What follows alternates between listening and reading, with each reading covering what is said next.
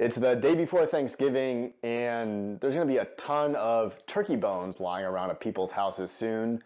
So I want to share with you a recipe to put those bones to good use. It's for bone broth.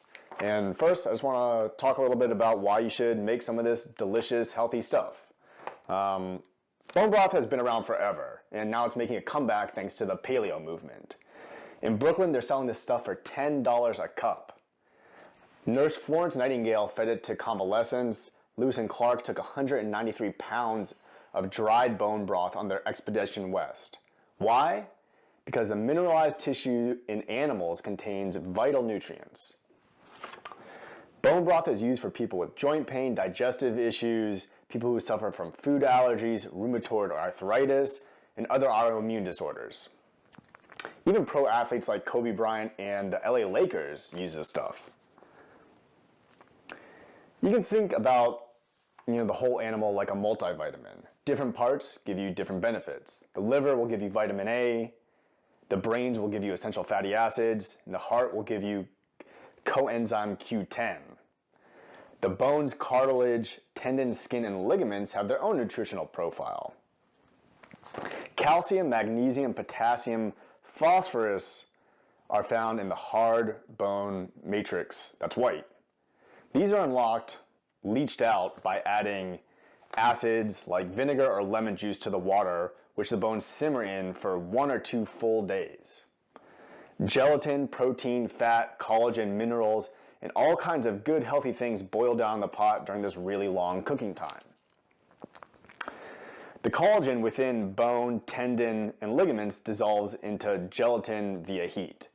This gelatin is full of amino acids plus naturally occurring glucosamine and chondroitin. I'm sure you see those supplements all over the place, so who needs supplements when you got bone broth? The glucosamine and chondroitin provide the raw material to rebuild your own connective tissues, like your ligaments and tendons, which wear down with use. Gelatin is also known to repair leaky gut, aka intestinal hyperpermeability. Folks have reported great success using bone broth to naturally heal the GI tract, which can be negatively affected by antibiotics, stress, surgery, poor nutrition, and other issues. Michelle Hemingway, a doctor in Durango, says that gelatin, minerals, and other substances in bone broth are some of the best things I know for healing the gut cells and decreasing inflammation throughout the body. That's huge because inflammation causes so many diseases in your body, and the less you have, the better.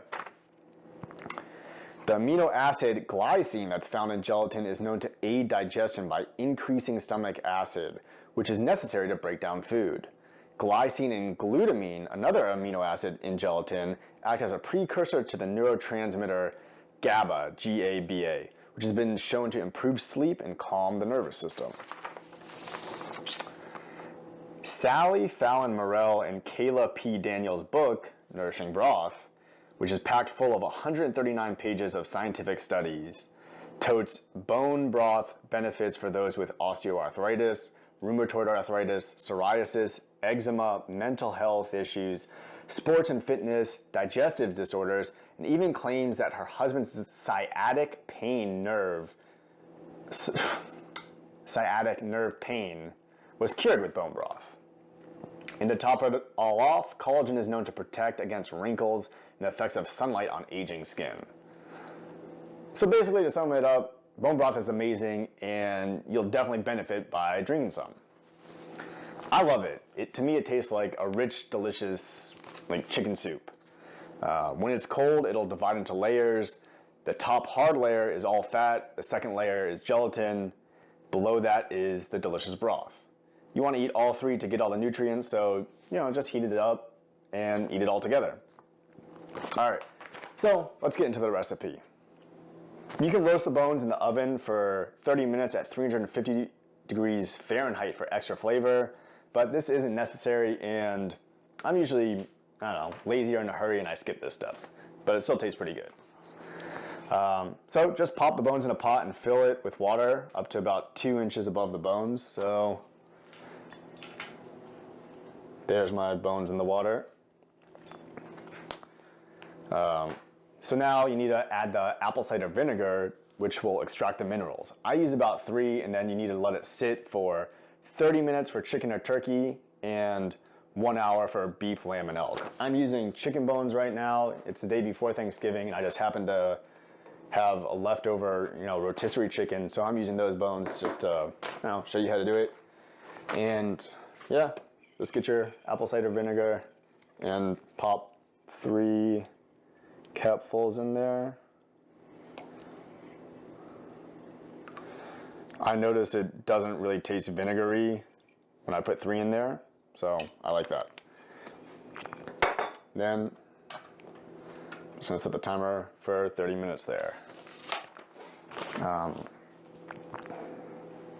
After you let it sit for the amount of time, 30 minutes for the chicken or turkey that we're gonna be doing right now, then you're gonna heat it up on the stovetop and bring it to a boil.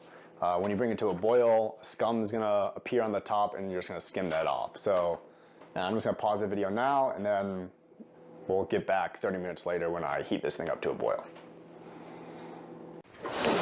All right, so it's been 30 minutes of letting the bones sit in there with the apple cider vinegar, and I already turned the heat up to high, brought it to a boil, skimmed off the scummy looking bubbles at the top after it boils.